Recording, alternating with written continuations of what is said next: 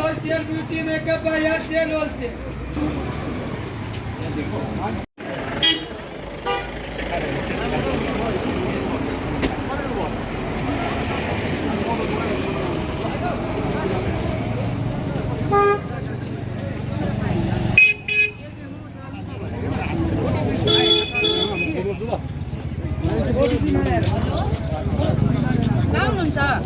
आज विशेष गरेर त हाम्रो पर्सा वितरण नै हो, किनभने हाम्रो हिजोदेखिको यो कार्यक्रम हो। कालिम्पोङबाट सुरु गरेर आज हामी दार्जिलिङमा छौँ एक्टिभिस्टका अभियानहरू र भोलि हाम्रो यसरी नै मिरिक हुँदै खरसाङहरू छ र हामी यो पर्सा वितरण कार्यक्रम चाहिँ अब कन्टिन्यू यसलाई चाहिँ हामी जति अब सासाना बजार क्षेत्रहरू जहाँ ताकि सानोभन्दा सानो क्षेत्रमा पनि यो पर्सा चाहिँ पुग्न सकोस् भन्ने एउटा उद्देश्य राखेर यसलाई हामी कन्टिन्यू निरन्तर अगाडि बढाइरहेछौँ। र के गर्न हामीले यहाँ लेखेको छौँ है, त्यसको लागि अवश्य जनताले अब सबै भागमा पुग्न सक्दैनौँ, लिफलेट पुगोस् भनेर आज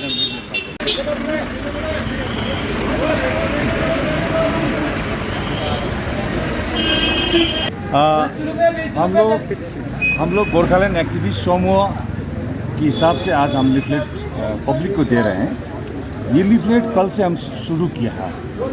ये लिफलेट में उद्देश्य है गोरखालैंड अभी तक क्यों नहीं हुआ, इसको क्या क्या करना चाहिए, और ये भी लिखा हुआ है कि गोरखालैंड एक डेमोक्रेटिक मूवमेंट है, पार्लियामेंट में इसको आवाज़ उठाया अभी तक लेकिन पास नहीं हुआ, उसके वजह क्या है ये पब्लिक को जानना पड़ेगा।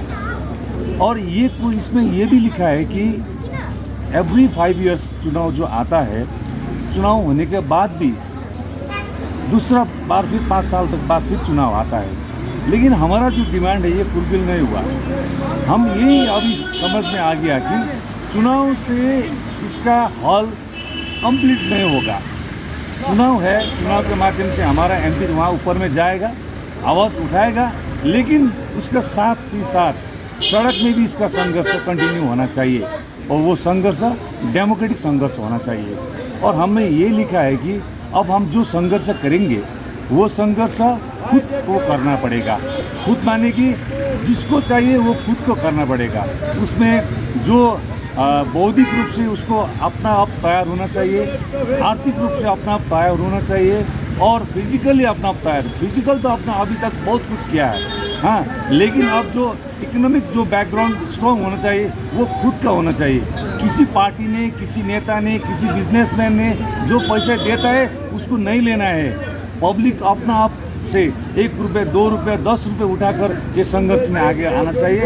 ये ईमानदार संघर्ष होगा और ये डिसिप्लिन संघर्ष होगा। और ये संघर्ष जब तक गोरखालैंड नहीं मिलेगा तब तक ये संघर्ष आगे जाएगा। और हम गोरखालैंड एक्टिविस्ट समूह एक नॉन पॉलिटिकल टीम है। अभी हम किसी इलेक्शन में नहीं जाएंगे, किसी इलेक्शन में कैंपेन नहीं करेंगे। हम कैंपेन करेंगे तो सिर्फ गोरखालैंड पे कैंपेन करेंगे। अभी देखिए ये 99% गोरखा पीपल जो है इस मूवमेंट को सपोर्ट करता है, ये सभी ने देखा है, ठीक है। और आर्थिक आपने जो बताया है ना, बौद्धिक, सभी ने तो सारे तरह के लगाया, लेकिन आपको क्या लग रहा है कि इस तरीके से आपका मूवमेंट चलने से ये क्या सक्सेस हो पाएगा? इसमें हमने नए चीज़ लिखा है, जैसे कि आपने सपोर्ट बोला है ना, गोरखा अपना मूवमेंट में कैसे सपोर्ट करेगा? गोरखा अपना मूवमेंट मतलब पार्टिसिपेट करना पड़ेगा। सपोर्ट माने कि दूसरा लोग का समस्या को बाहर से सपोर्ट होता है। सपोर्ट का तो बाहर का बात है ना, अंदर का बात है। ये गोरखा अपना डिमांड है तो वो सपोर्ट करने का बात नहीं है, ये पार्टिसिपेशन करना है। बात आपने जो बात बोला 99% गोरखा सड़क में था, लेकिन उस मूवमेंट में कुछ तो गलत होगा, इसलिए तो हमको कुछ नहीं मिला।